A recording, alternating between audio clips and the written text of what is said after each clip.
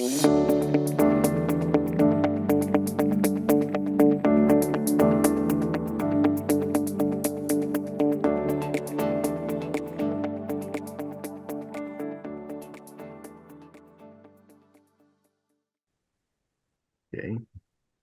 Good afternoon, everybody. Should be able to welcome to the Journal Club of November. Little delayed of 1 week to meet everybody's agenda. For me, it's a pleasure to introduce to you Dr. Tomasz Jasik from the Medical University of Silesia. He's a cardiologist, a researcher, personal friend. We work together in the Czech Republic. We know each other for years, and we're still doing a lot of very interesting and quite frontier line research. And today he has kindly agreed to talk to us about this new method of ablation for refractory VTs, which is called stereotactic radioablation. Some of you might be more familiar with it, especially because, let's say, the response of patients to this kind of therapy is still a matter of debate. And Tomasz has focused his talk on this work on 2022 by Sandro Ninni and colleagues called stereotactic radioablation for ventricular tachycardia in the setting of electrical storm, which is a retrospective study published on circulation rhythm electrophysiology in 2022. So, Tomasz, I leave the floor to you, and I wish everybody a good Journal Club. Yeah, thank you very much, and welcome you all. I'm happy to present you this publication, and also I decided to make some intro that is gonna give you some overview on where we are with this topic and how it goes. So very exciting times. This you know it very well. The field of EP is like growing very fast. And now it's a fantastic moment that we can combine, the new concepts, new models from the basic science and translate it to, through animals to humans. And through this journey, I would like to show you. The stereotactic radioablation for treatment of recurrent and clinically difficult ventricular tachycardias. VTs are the leading, cause of sudden cardiac death, and this is like very challenging group of patients. And currently, the most standardized way to approach this patient is to do RFA ablation, but what we observe in this group, we see like approximately 30% of recurrence rate. So still big, gap, let's say, in this population. So translating radiotherapeutic experience from our colleagues, a novel treatment strategy has emerged which could be proposed to patients with ventricular tachycardia, which are refractory to antiarrhythmic medications and conventional catheter ablation. Experimental stereotactic radioablation, in short STAR, provides non-invasive approach based on a delivery of quite large amount of radiation. We talk about like 20-25 grays to the region of arrhythmia substrate in the heart. And one of first animal studies was in mini swines, showed that high energy X-ray delivered in a single fraction is ablative. And this was a kind of a sparkling moment, let's say, to move this field of research forward. And ablative in animals, at least, it means by triggering fibrosis. It happens over weeks or months, and what we see vacuoles, we see fibrosis and calcification. So we said, okay, maybe there is a way to have like beautiful transmural fibrosis, which could stop the arrhythmia. So this is the principle of STAR in animal models, but the question is how it works in human. And this is a histological image of heart in patient after myocardial infarction. We see fibrosis, we see scar, a border zone, and also viable myocardium. But when we use a STAR, we ask, where is fibrosis? There is no fibrosis, and the even more crazy thing is that the number of the arrhythmia burden goes down. So this is very provocative, and you can see the first, results of studies performed in human. On the left-hand side, you can see a study by Kukulic and his team in 5 patients. You can see like a huge reduction of VT burden, also ICD shocks, also ATP. And what is even more surprising, it happens very fast. So in animals, it was about the weeks and months, and in humans, it's like within a days. So another like question mark, why it happens. And on the right-hand side, you can see data from Robinson et al. You can see 17 patients with VT, 2 patients with PVCs, and the mean reduction of VT burden of 84%. And that was like analyzed at 6 months follow-up. And 2 of these 19 patients develop adverse event. So why it works and why it works so fast? Another question here. So the study by Zhang showed that at least in animal model, increase of connexin 33 and increase of sodium channels may be responsible for this phenomenon. They, let's say, give a hypothesis that by increase of the sodium channel expression and connexin 33, you facilitate depolarization. So there is less chance for the current to rotate and cause the VT. But it is in animal model, in rodents. So still we have to be, of course, cautious about how we understand this and translate these findings to humans. And giving you kind of a summary from the trials which have been performed so far, the efficacy of STAR in human is high. We talk about 85 to 90% reduction of VT burden, and the observation is maybe not super long, but let's say 6 to 12 months with a low number of patients, because it's quite difficult to enroll them, as the inclusion-exclusion criteria are quite, let's say, stiff at the moment. But still, we can see the anti-arrhythmic effect just within the days post STAR. Can I briefly interrupt you? Yeah, sure. Yes. Would you mind sketching the size of the problem? How many patients are there on a yearly basis that have this in, let's say, France or? Okay, I can say about Poland.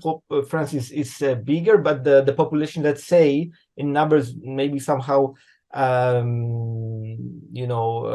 comparable. So within 2 years of our clinical study, we were able to enroll 11 patients. 11 patients. Why? Because at the moment, most of the studies are focused on VTs, not electrical storms, including VF. So there is a group of patients who are not eligible, let's say, for the therapy at the moment, because they have ventricular fibrillation. At the moment, almost all the studies I'm aware of include patients with VT. Yeah. How many patients are there with post-MI VTs? In other words, how big is the population that you would be able to treat with this? I think that maybe, let's say, maybe 5% of patients after MI would develop, or maybe 3 to 5% could develop, this kind of very difficult to treat ventricular arrhythmia. So Okay. it's not a big group, but very challenging to treat. They have 3 ablations, recurrent ICD shocks, and most often these patients are with heart failure. So there is an overlap of basic like baseline disease. So heart failure is deteriorating, and over this you have arrhythmogenic problems. So it's this kind of. Sorry for interrupting. Yeah, no, it's good. It's good. I'm happy that I give some topics for questions. That's great. And of course, when we talk about the efficacy, we have to also talk about the safety. And almost all the studies, the first step is to say whether the therapy is safe. And at my institution, the study which we perform, the primary endpoint was actually safety. And now we are starting the efficacy study.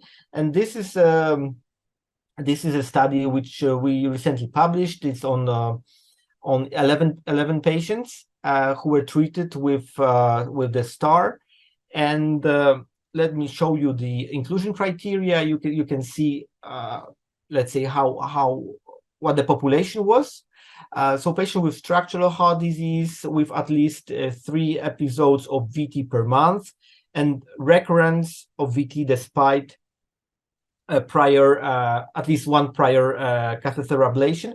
And you can see monomorphic VT. So again, in the trials, we try to exclude this polymorphic VF.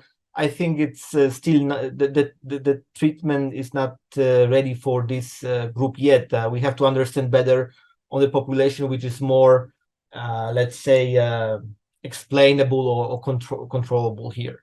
So in this study, Tomasz, sorry, may I ask why excluding? For me, it's not evident. Why excluding polymorphic VTs? Good question, Guido. So the thing is that when you plan stereotactic radioablation, you preferably want to focus on one arrhythmogenic substrate to avoid a huge radiation. And in polymorphic, you may have like 2 or 3 regions, which means that you would have to like radiate almost the whole heart, and then you have a big impact on the surrounding tissue. So radiotherapists, what they do, they put a lot of attention, and they're very careful with delineating the region which they want to target. So basically, right now it's mostly the reason to keep monomorphic at just one anatomical location. Thanks. Perfect. Yeah, sure. So you can see here the results of the study, which I'm showing right now. It, like I said, 11 patients. The primary safety endpoint was at 3 months, and the efficacy was not the primary endpoint, but I'm gonna also show you later on how it looks like. So these are the results for the safety. We could see actually one treatment-related adverse event. It was heart failure exacerbation, and the patient required hospitalization. We use loop diuretics, all the standard treatment we use in clinics to resolve this problem. It was not like, let's say, super challenging. And in general, we considered the whole study as a safe study. There was also interim analysis. So the safety, another safety checkpoint after 7 patients, we said, okay, let's see how it goes. How many adverse events? It was okay. So we decided, okay, we can complete the study. And you can also see how treatment considered safe is defined. If that was our definition, less or equal to 2 adverse events with a grade more than 3. It is a special let's say terminology criteria for this, and only 1 patient met this criteria, so we say let's see, the study is safe. When we take like almost 24 months of our observation, we could see 3 deaths.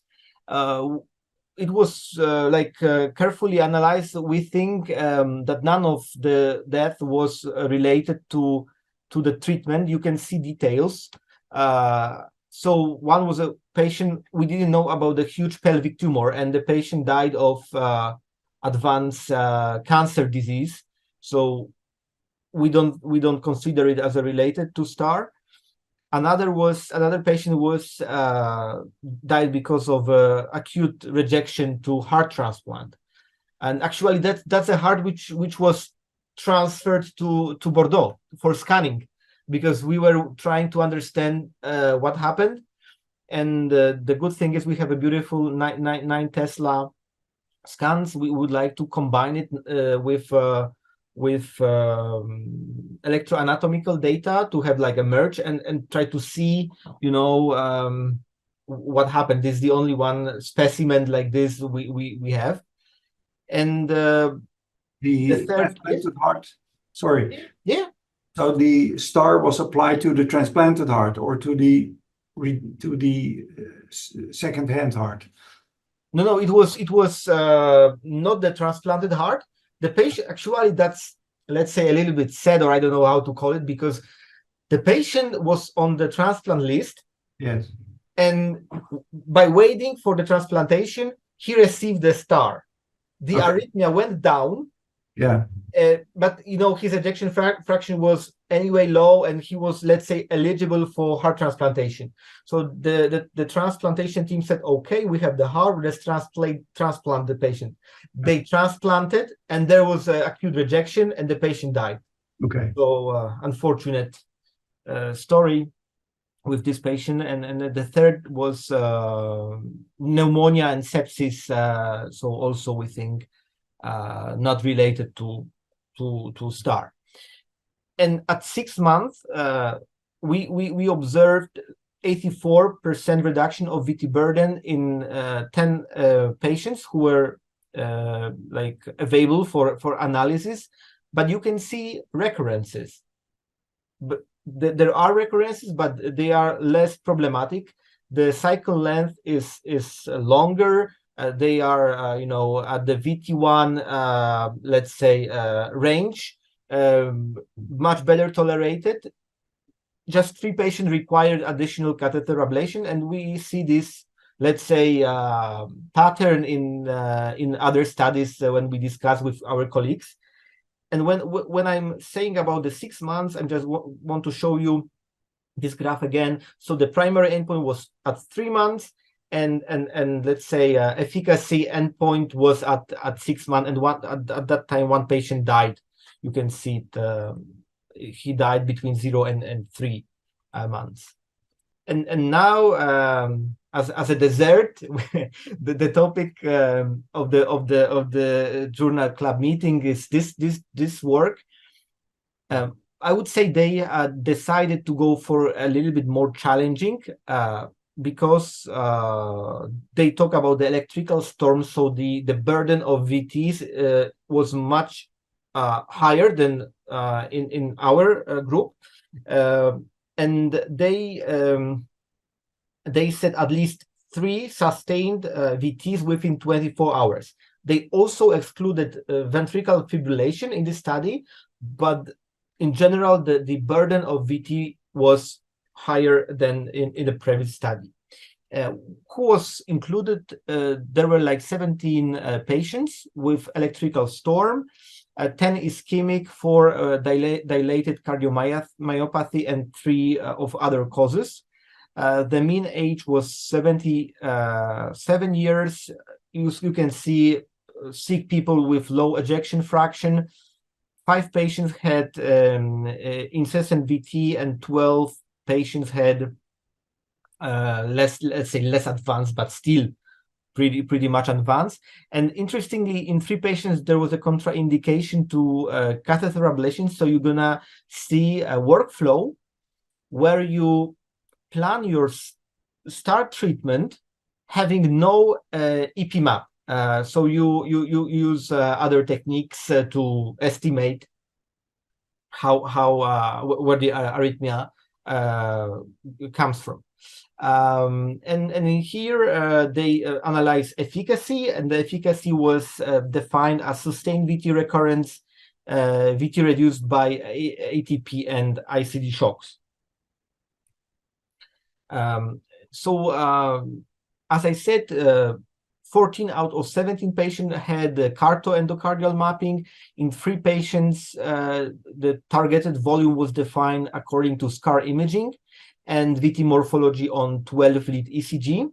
And in a nutshell, how you go, basically in this 14 patients, you perform electroanatomical mapping, you define low voltage, you define scar, then you combine this with CT.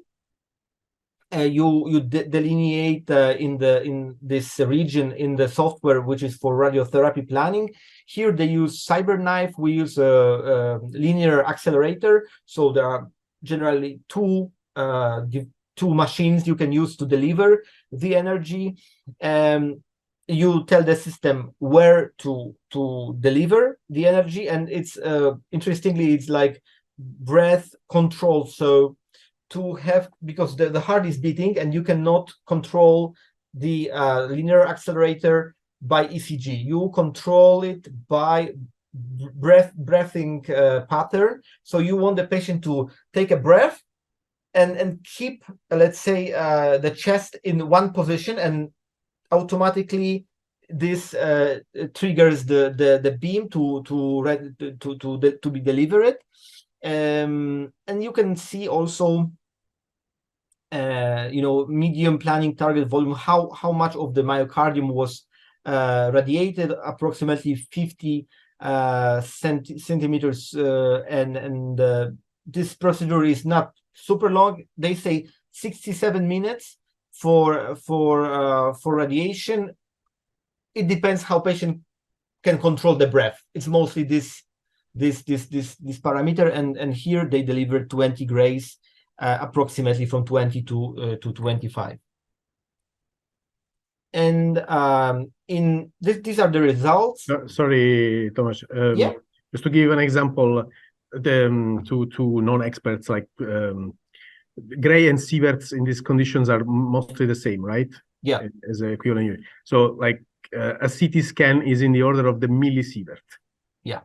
Okay, so we're talking about it's a huge one. We're talking about thousands of CT scans on a small portion of the heart. So, sorry, Thomas, is because not everybody in the audience is familiar with the energy pattern of radiating energy.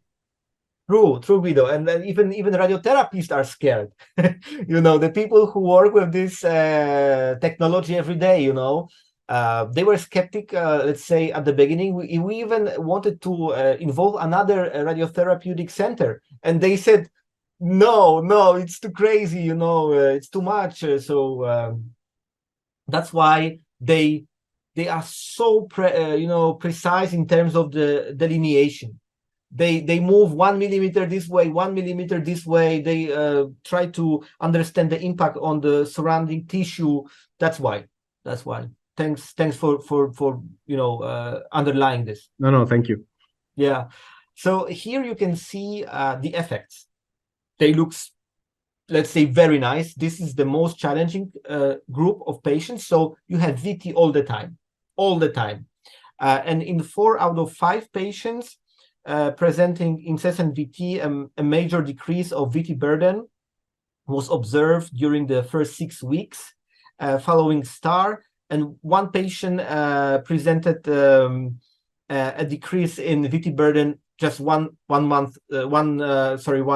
week later, so in the 7th 7th week. And these are the results in patients who had less severe form of VT storm, so non-incessant VT.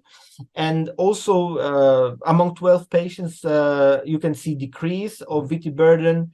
Actually, during the first week following STAR in 11 patients, and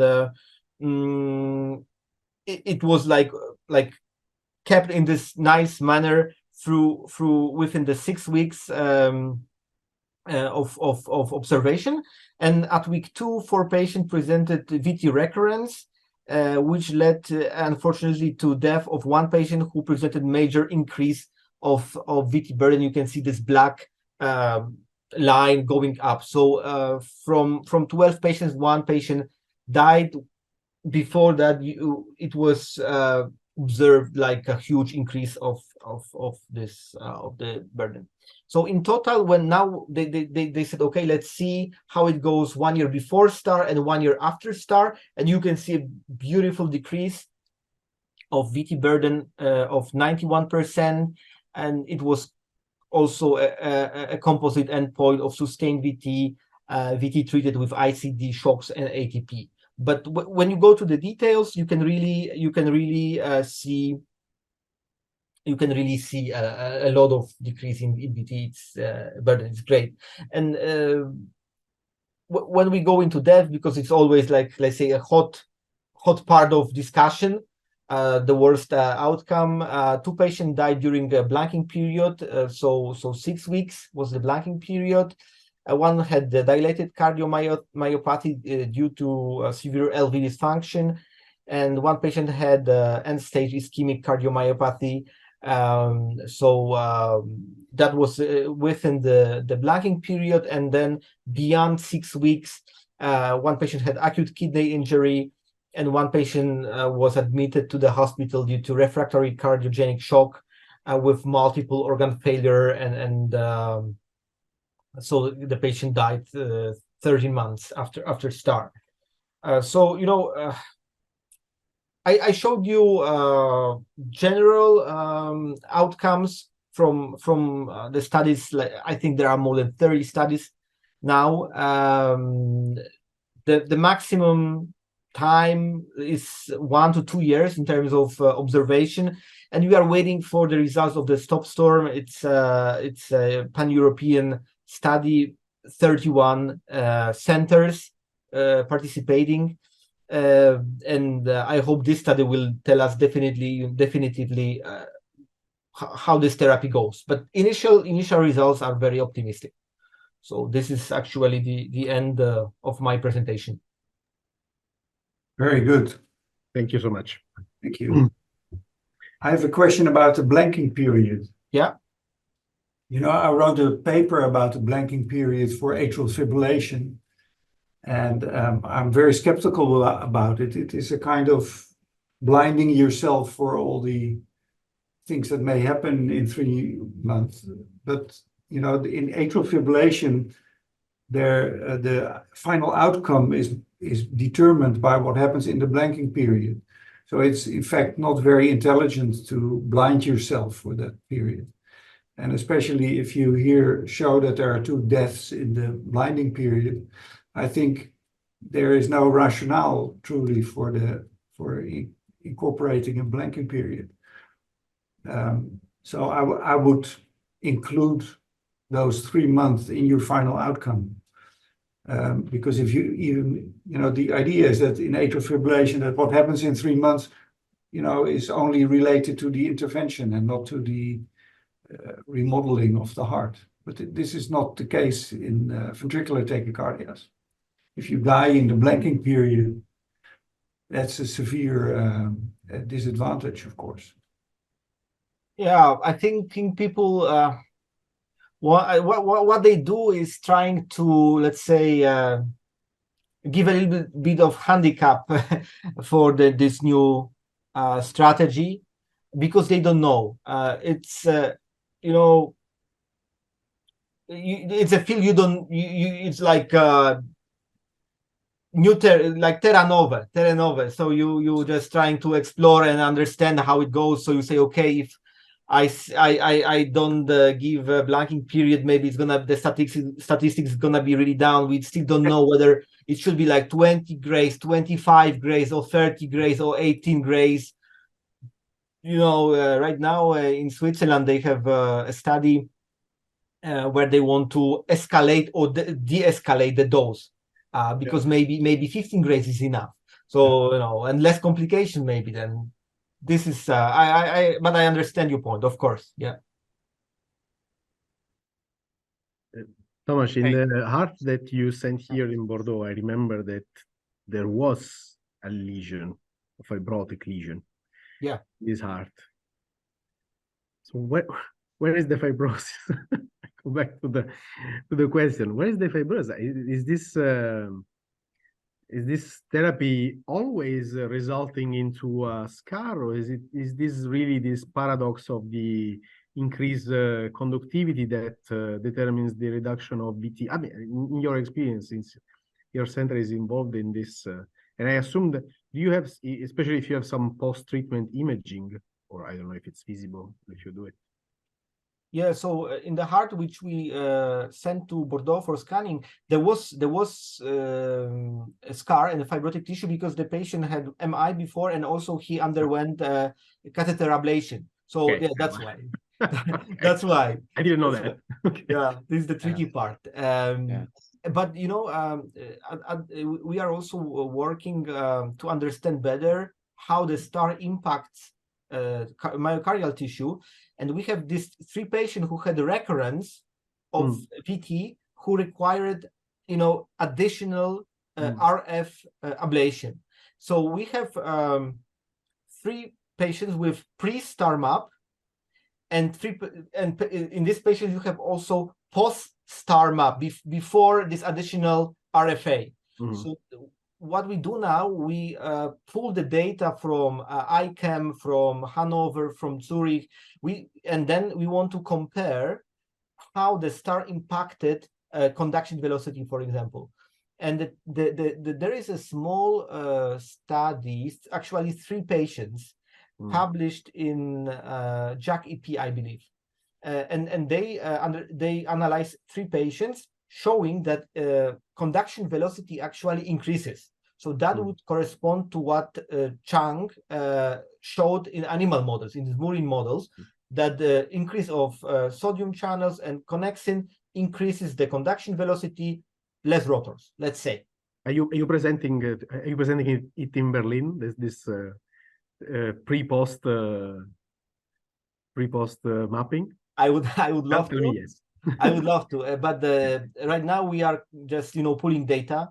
It's a bit tricky because we have data from Europe, from the US, because Harvard had 5 cases. Okay. And it's gonna be analyzed in the UK. So you can imagine what happens with the legal part of this whole adventure. You know, GDPR, HIPAA. You know, and at the end you analyze in UK. So it's pretty challenging at the moment. I can see that Karim is waiting to ask this question, so I come on, Karim. No problem. No, hey, and thank you for the presentation. It was really nice and really interesting for you. Thank you, Thomas. And I had some comments about the last things that you talked about. And first about the remapping in patient, because we are currently working a lot on this cardiac radioablation with some friends in Rennes, and also with Sandro Nini, who is a very good friend. And regarding remapping, we did a paper 2 years ago in Heart-Rhythm, and we merged the dose distribution of the CT scan for radiotherapy with the data from the remap of the patients who underwent a second EP map. And for us, it was really striking how we can create a dense scar in this patient, because the pre-treatment map and the post-treatment map were completely different in terms of dense scar creation. But it was interesting because in the region that received 25 gray or more, we had a clear creation of dense scar. So no improvement at all of the conduction velocities, but a complete destruction of the myocardium. But in the border zone of the planning target volume. So in the border zone of the PTV, the area that received less radiation dose, like for example 15 gray or 10 gray, were the area where maybe the conduction velocity were improved. But it was also a bit surprising for us because there were also a lot of fragmented potential and very prolonged long duration potential and long duration electrogram that did not exist in this border zone in the pre-treatment zone. And I don't know if you observe this kind of things in your patient. Yes, yes. Actually, thank you for bringing this up, Karim. Yeah. A friend of mine who is not involved in the study performed a first patient who had this redo, and he came to me and he said, "What you guys doing to these poor patients? I've never seen such a bad EP map. I've never seen such a huge fragmentation." So Exactly.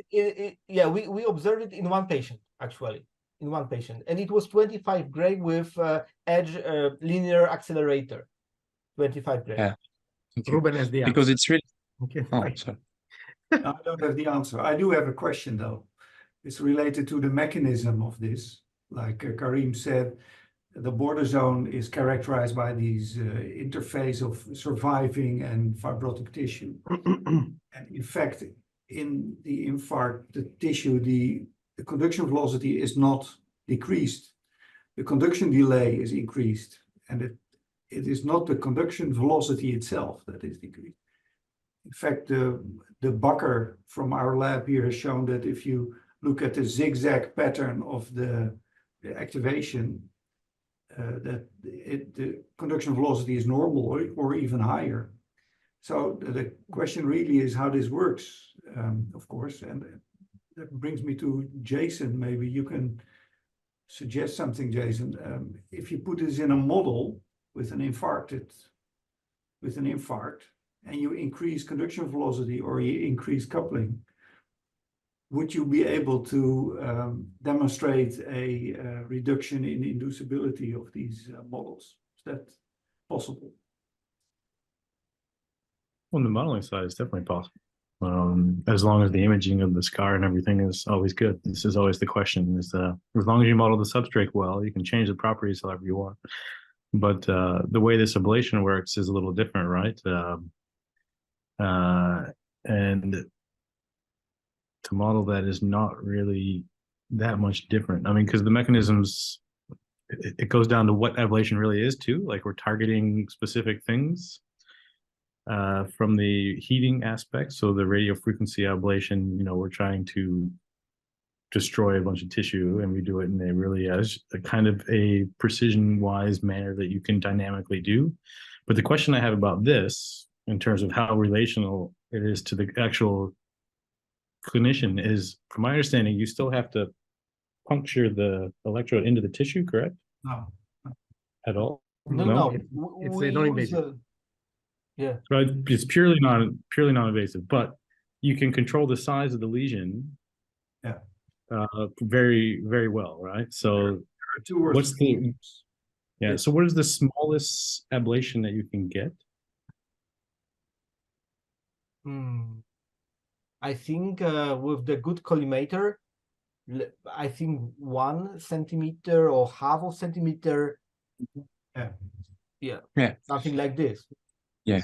I think the accuracy, yes, is, as Thomas said, is really, really high. And because as Thomas said also, when we discuss for the first time with the radiation oncologists, at the beginning, they are really shocked what we want to do. It's a bit shocking for them, because the things that we have to understand is that during their whole training as a radiation oncologist, as radiotherapist, the first thing that they learn to do in books or in the university, in the lesson for radiotherapy, is how to avoid the heart, how to deliver the less radiation dose to the heart. And when we arrive, we say that we are going to deliver 25 gray and in only 1 fraction. So you cannot miss your target. It's only 1 fraction and 25 grays.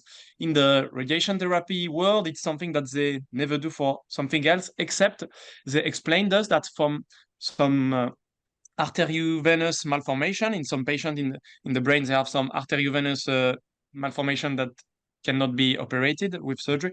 So they use this, and the accuracy of the technique for this malformation is about they can eliminate malformation about 2 millimeters by 2 millimeters. So the accuracy is really important. But in the brain, nothing moves. There is no breathing, no cardiac motion, so it's different. You have, but it's really impressive. I think it's indeed a good candidate for speaking from a person who doesn't do any numerical simulations. It's probably a good candidate, this technique, because the mechanism of cellular death and cellular involvement during high energy radiation is known, is chromatin remodeling and epigenetic transcriptomic changes. Whether this is able to kill the cell or transform it into something else is a completely other matter. Now, there are a lot of cardiac tumors, and it's endogenous. So it's hard to say. It's hard to say with only 1 or 2 years experience if this is not oncogenic. The point is that an overexpression or some sort of modulation of ion channels is not per se unthinkable. The problem that I discussed many times with Thomas and with Karim recently as well is that we're not looking at the right thing. We're not looking at the DNA damage. We're not looking at the amount of Karim, you mentioned to me that troponin is not a good marker for this kind of radiation.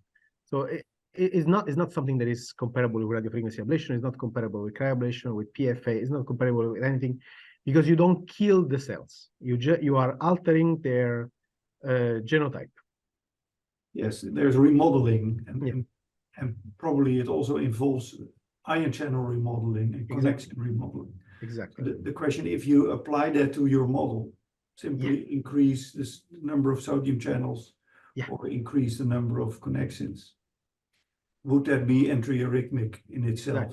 Exactly. But this because we have the volumetric description. This is probably for Jason, Fred, because we had the volumetry and the equivalent dose in the heart shown by the software. This can be somehow parameterized, like even if we don't know, if we don't have the mechanism right now, maybe this is something that we can be retrofitted to the electronatomical maps. I don't know. What do you think? I think this is a very difficult problem. I don't think we know what it does. And we have the region which has the high intensity, but then we also have the lower intensity regions around it too. You know, even though you're targeting 25, there's regions around it that are going to be getting 15 and 20 and 10, and those are all going to have effects. And I mean, this process goes on for months. We don't know what other factors are being introduced that might have an effect on electrophysiology as well. So these effects are within days. So that suggests. But long-term effects go on for months. Yes, true. So there's a lot happening there, which we still have to understand. You know, we don't know how to move and which direction. Just want to share with you an idea we came up with just for the debate maybe. We would like to do like proteomics, before ablation and let's say 1 hour, 2 hours after. Do you think it makes sense to go this way? Because you irradiate the heart, but you measure again in the vein, peripheral vein. You take a blood sample. Not proteomic. No. Epigenomics, genomics, transcriptomics, everything that is related with ribonucleic acids. Yes.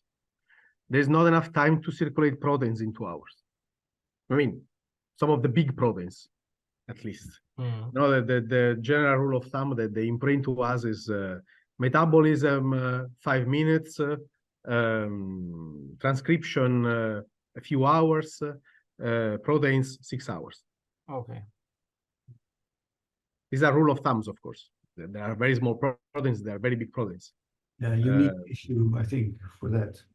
Sorry? You need tissue, cardiac tissue, and therefore you need to do experiments on animals, I suppose.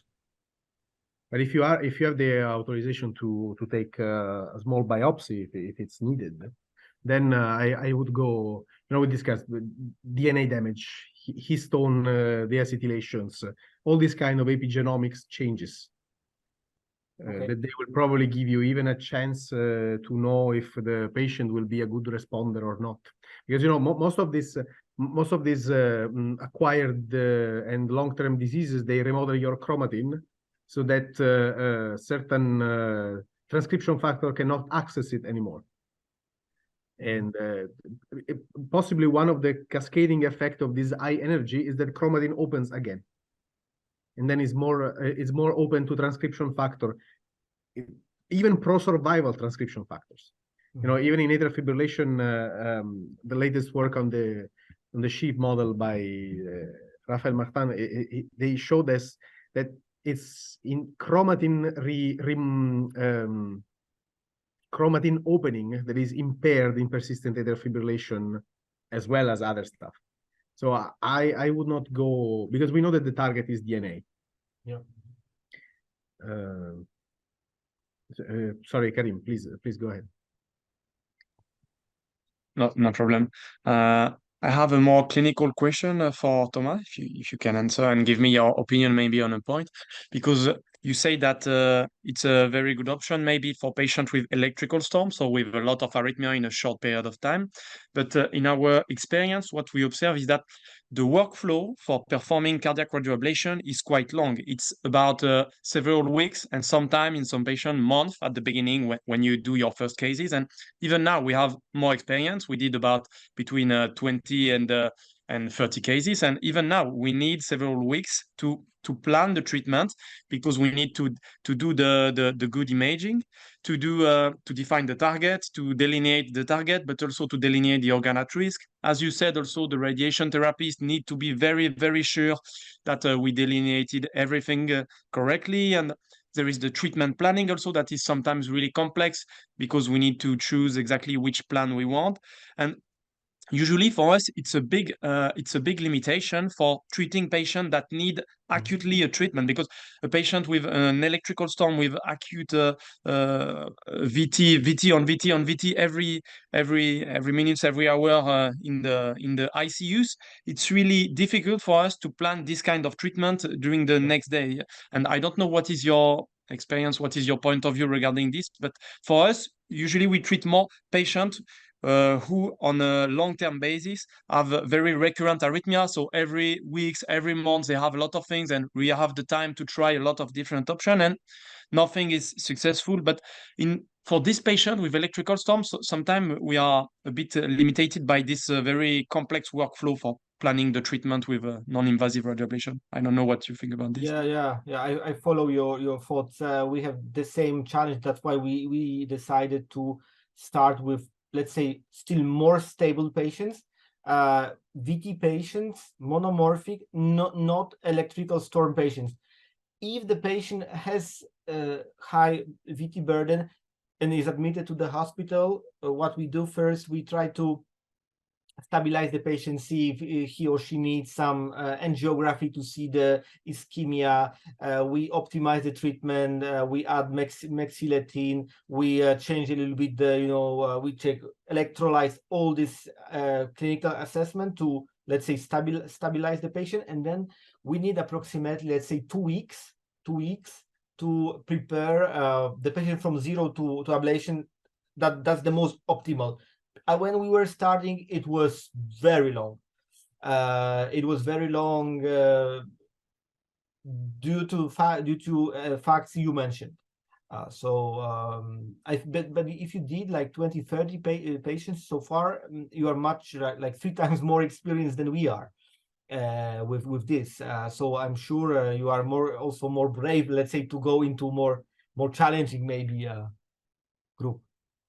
And also the associated question could be, it's really interesting in the paper of Nini et al. I don't know what is your opinion about the indication, but we usually reserve this treatment as a very, very last line therapy. And usually we discuss the treatment because it's non-negligible. We deliver a very high dose of radiation in patients that don't have any tumor or anything. They have bad prognosis because they have low LVF, severe cardiomyopathy. But the thing is that we want to be really sure that we need to go to this option. And but in the cohort of Sandronini, for example, they use this treatment in patients that are maybe less advanced in terms of cardiomyopathy and also in terms of treatment option, because in their cohort, they have patients that are quite young, about 60 years old. And when you look at the history of ablation, some patients, they have dilated cardiomyopathy and they had only one try of ablation endocardially without any epicardial approach. And we know very well that in this population, the substrate is very oftenly located in the mid-myocardium and subepicardium. And what is your...